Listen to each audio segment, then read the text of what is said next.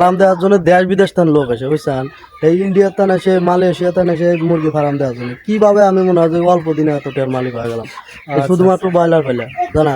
Broiler আছে 150 মুরগি। 150? বয়স কয়দিন হলো ভাই? বয়স হয়তো 16 দিন। 16 দিন? হ্যাঁ, প্রচুর পরিমাণ মানে মেডিসিন দেওয়া হয়েছে আর হচ্ছে হলো খাদ্য। এই শালাবের খিলাতে খিলাতে আমি ফকির হয়ে গেছি। ভাই ভাই পাম্পুস দেন না? না পাম না, মনে হয় যে খালি ওই যে খাদ্য চলতেছে আর হলো ওষুধের ডোজ চলতেছে।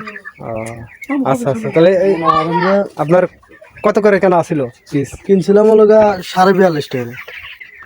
আমার টোটালি মোট খরচ হবো সম্ভবত 32,000 টাকা।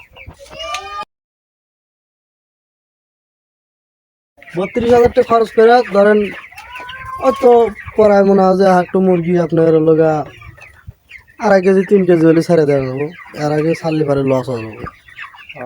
আচ্ছা, আর এখানে বাজার দর মোটামুটি ভালোই আছে, তো বেচলে পারে 1.5 টাকার মতো আয় হবে আর কি।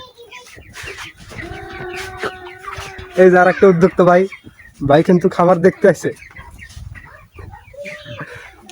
ভাই নাম কি? হরি? অল্প টাকা বেশি ফলন। তো আপনার এই খামার দেখে কি মনে হইতেছে যে আপনার নিজে একটা দিবেন?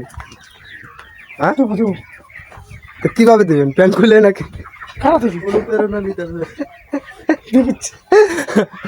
দেখতেছেন? আচ্ছা আচ্ছা, তাহলে আপনাকে দেখবেনই নাকি খালি দিবেন?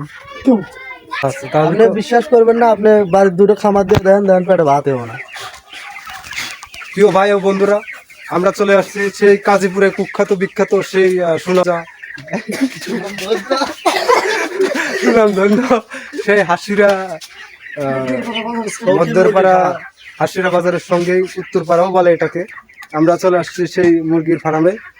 তো এখানে আপনারা শৌখিন মুরগি ফার্মে, এখানে আপনারা শুনতে পেলেন যে দেশ বিদেশ থেকে পর্যটক চলে আসে। এটা কিন্তু বাংলাদেশের জন্য একটা সুবিশাল মানে কি কি বলবো বুঝতে পারছি না। তবে যাই হোক, আলহামদুলিল্লাহ মুরগিগুলো কিন্তু বেশ মোটা তাজা হয়েছে, দেখছেন কি পরিমাণ খায়। যাই হোক, আগামী পর্বে কোনো একদিন অন্য একটি খামারে দেখাবো।